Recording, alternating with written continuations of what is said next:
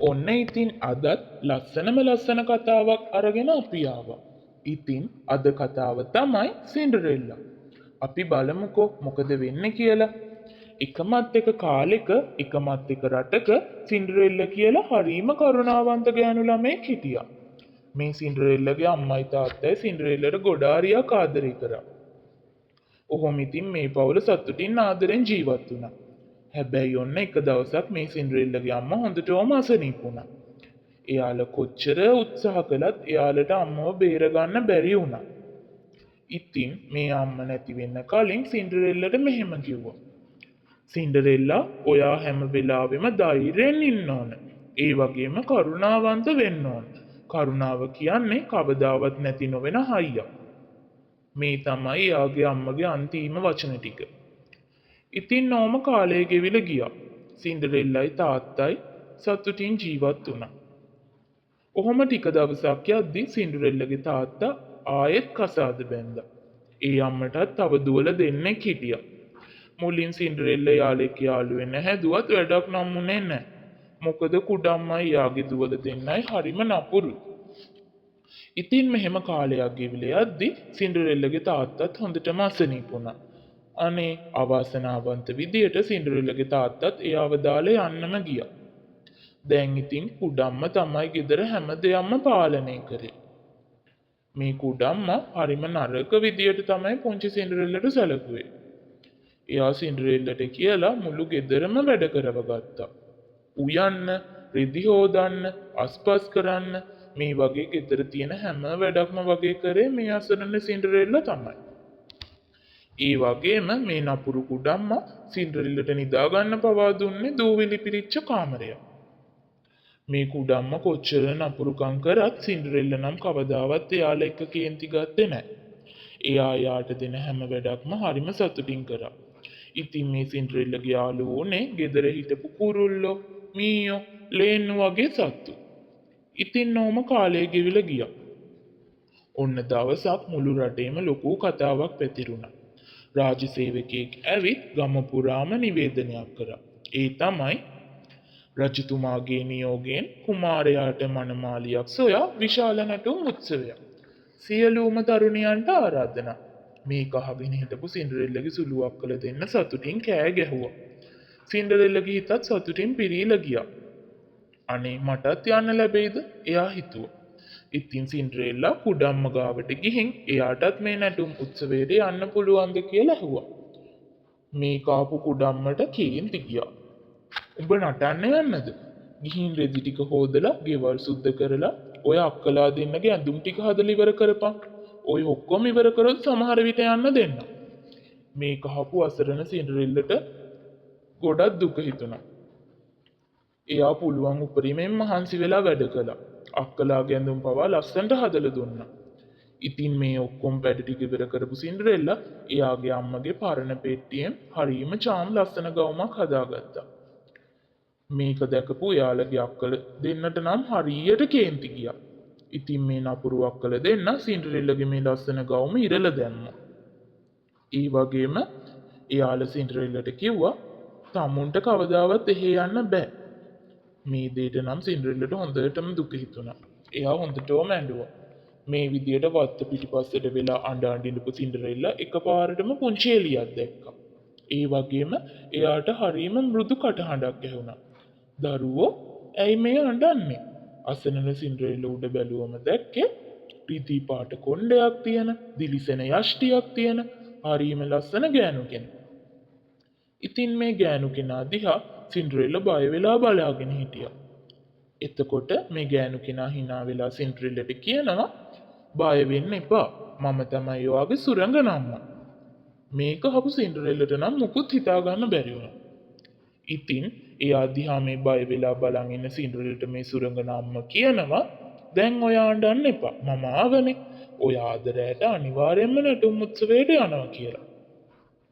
මේක අහගෙන ඉඳපු සින්ඩරෙල්ලා අහනවා ඒ කොහොමද? මට තිබුණු එකම හොඳම ඇඳුමත් අක්කල ඉරලා දැම්මනේ කියලා.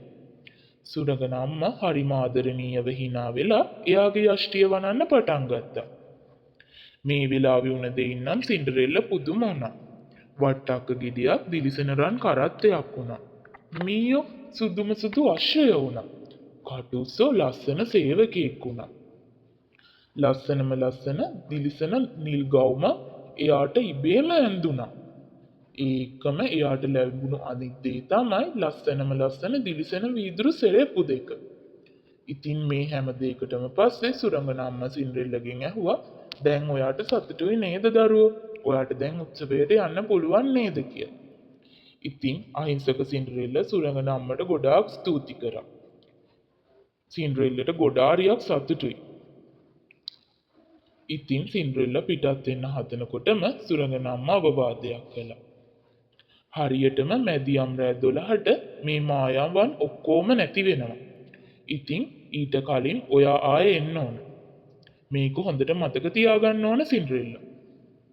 ඔන්න ඉතින් මේකත් මතක තියාගෙන සින්ඩරෙල්ලා ඉක්මනටම කරත්තයට නැගලා මාලිගාවට යන්න පිටත් වුණා.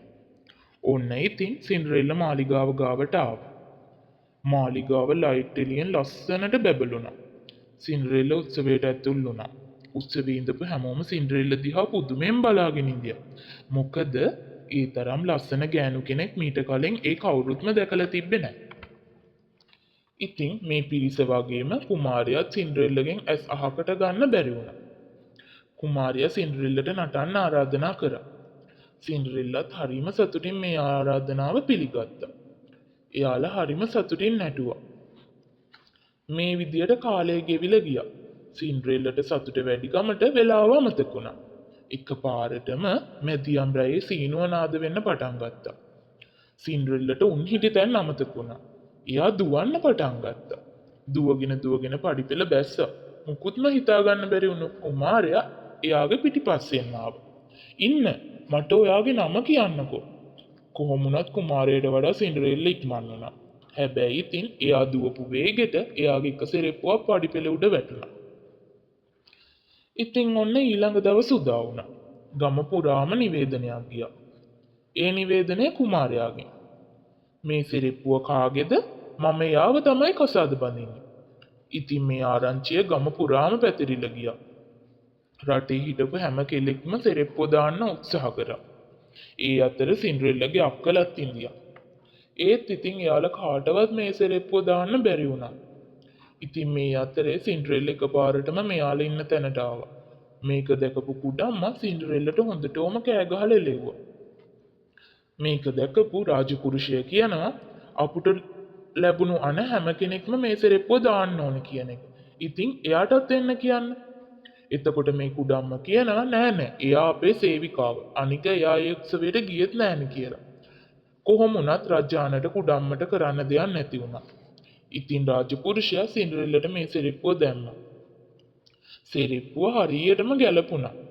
කුඩම්මයි අක්කල දෙන්නයි මේක හිතාව ගන්න බැරි වුණා. මේ වෙලාවෙම හැමෝම පුදුම කරමින් සුරංගනා අම්මා ආයා. ආයෙත් සින්ඩරෙල්ලාව අර ලස්සන පෙනුමට වෙනස් කළා. ඉතින් මේක දැකපු කුඩම්මයි අක්කල දෙන්නයි නම් තරහින් පුපුර තමයි හිටියේ. හැබැයි මේක දැකපු කුමාරයාටයි සින්ඩරෙල්ලාට නම් හරියම සතුටුයි. ඉතින් ඔන්න අන්තිමේදී කුමාරයයි සින්ඩරෙල්ලායි විවාහ වුණා. රටේ හැමෝගේම ආදරය මේ දෙන්නට ලැබුණා. හැබැයි මොන සැප සම්පතක් ලැබුණත් සින්ඩරෙල්ලා නම් කවදාවත් ආඩම්බර වුණේ නැහැ. ඇය හැමෝටම කරුණාව දැක්වුවා.